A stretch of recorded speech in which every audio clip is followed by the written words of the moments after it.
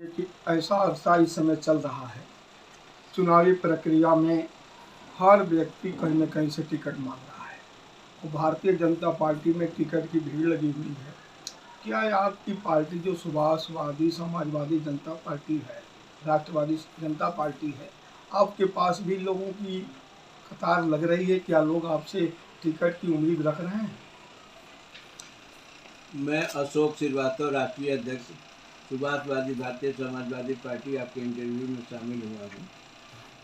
और मैं आपको, जैसा कि आपने प्रश्न किया कि नगर निगम चुनाव जो गाजियाबाद में चल रही है उसमें क्या स्थिति है, तो मैं आपको बताना चाहता हूँ कि चूँकि हमारी रजिस्टर्ड पार्टी है तो पूरे उत्तर प्रदेश में नगर निगम और नगर पालिका के जो चुनाव हो रहे हैं उसमें हम लोग शिरकत कर रहे हैं। जहाँ तक आपका विषय गाजियाबाद की है, तो गाजियाबाद में हमारे अभी तक 25 पार्षद डिक्लेयर हो चुके हैं और मेयर प्रत्याशी भी डिक्लेयर हो चुका है। लेकिन अधिकृत रूप से हम उन लोग का नाम तब डिक्लेयर करेंगे जबकि ये जो परिसीमन आना है या आरक्षण आना है उसको दिमाग में रख करके जो स्क्रूटनी करनी होगी, स्क्रूटनी करने के बाद एक प्रेस कॉन्फ्रेंस के माध्यम से हम अपने प्रत्याशियों का नाम मेयर सहित और पार्षद का डिक्लेयर करेंगे। बहुत अच्छा आपने जवाब दिया। ये समाजवादी पार्टी और बहुजन समाज पार्टी भी अभी चुनावी प्रक्रिया में कोई कदम नहीं उठा पा रही है। उनके दरवाजे पर कोई दस्तक नहीं दे रहा है। सब वो परेशान हैं कि हम टिकट जो लें भारतीय जनता पार्टी से लें। ऐसी परिस्थिति में आपके नई पार्टी में लोग इकट्ठे हो रहे हैं तो लगता है कि आपके लिए शुभ लक्षण है और शुभ समय है। तो आपने क्या आपकी पार्टी में भी जातिवाद की प्रक्रिया चल रही, जैसी समाजवादी पार्टी ज़्यादातर यादव लोगों को टिकट देती है या कुछ बैकवर्डों को टिकट देती है जो उनके अपने होते हैं?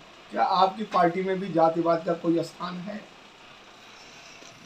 हमारे यहाँ जातिवाद का कोई स्थान नहीं है। हमारा मेन मोटो है कि जो एक राजनीतिक सोच रखने वाले लोग हैं, बल्कि आप इंटरव्यू ले रहे हैं पीके सिंह जी, आप भी राजनीतिक सोच रखने वाले हैं, आप भी चुनाव लड़े हैं। तो ऐसे लोग जो वंचित है राजनीति में चुनाव लड़ने से, क्योंकि पार्टियां उनको टिकट नहीं देती है, तो उसमें से जो वंचित लोग हैं उनके कैरियर और कैरेक्टर और बायोडाटा को दिमाग में रख करके हम उसमें से चुनाव करके निकालते हैं कि इस आदमी को टिकट दे करके एक राजनीति की जो असली परिभाषा है उसमें जोड़ने का काम करना चाहिए। तब मैं उसको टिकट देने का काम करता हूँ और आश्वासित भी करता हूँ कि इस तरह का अगर बायोडाटा लेकर के कोई आता है और उसकी छानबीन करने के बाद उसका बायोडाटा अप्रूव्ड होता है तो हम जरूर उसको टिकट देंगे। जातिवाद का कोई मतलब नहीं है।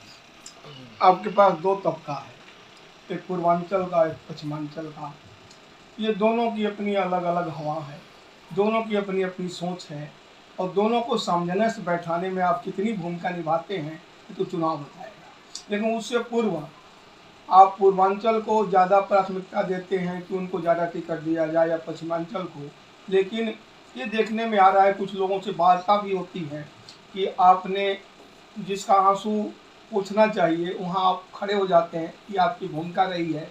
तो क्या पूर्वांचल को का कोई व्यक्ति आपसे ये कह रहा है कि मैं मेयर पद के लिए चुनाव लड़ना चाहता हूँ और ये गाजियाबाद का मेयर पूर्वांचल का बनेगा?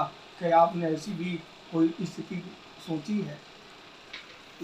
जहाँ तक मेयर प्रत्याशी का सवाल है उसमें पूर्वांचल और पश्चिमांचल की कोई बात नहीं है, बल्कि पार्षदों में भी कोई बात नहीं है। लेकिन क्योंकि सत्येंद्र यादव जी जो हमारे संस्थापक है वो पश्चिमांचल के हैं और मैं पूर्वांचल का हूँ, तो निश्चित रूप से दखल अपने अपने क्षेत्र के लोगों में होता ही है। हमारा उनसे कमिटमेंट है कि जितने भी प्रत्याशी आएंगे पश्चिमांचल के लोगों को जोड़ने का काम और प्रत्याशी बनाने का काम वो करेंगे और पूर्वांचल के लोगों को बनाने का काम हम करेंगे। और कॉमन रूप से हम लोग जो भी कैंडिडेट निकल करके प्रत्याशी आएगा मेयर का, उसको हम चुनाव लड़ाएंगे। इसमें न क्षेत्रवाद है न जातिवाद है। बात वही है कि जो वंचित है राजनीति से उसको कैसे आगे बढ़ाया जाए। धन्यवाद। बस बहुत अच्छा। अभी ये अशोक श्रीवास्तव जी थे कि उन्होंने पूरे पूर्वांचल और पश्चिमांचल की भूमिका बताई। केवल आप एक राजनीतिक पार्टी ही नहीं चलाते, एक पूर्वांचल का समाज चलाते हैं और वंचित लोगों की रहनुमाई भी करते हैं। जो समाज से वंचित हो जाता है उसके लिए कुछ ज़रूरत होती है, उसकी भी पूर्ति करने का काम करते हैं। ऐसे में मैं जानता हूं कि अगर गाजियाबाद के अंदर कोई पूरब की रहनुमाई करता है, उस व्यक्ति का नाम अशोक श्रीवास्तव हुआ करता है।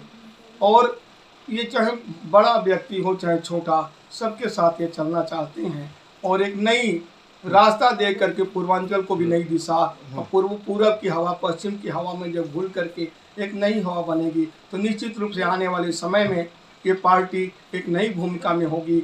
और आज भी मैं देखता हूँ गाजियाबाद के अंदर अगर कोई भारतीय जनता पार्टी के बाद दूसरी कोई पार्टी है जिसे लोग चुनावी टिकट मांग रहे हैं, वो निश्चित रूप से आपकी पार्टी ये जो है सुभाष पार्टी है, निश्चित रूप से वो सफलता पाएगी। जय हिंद, जय भारत।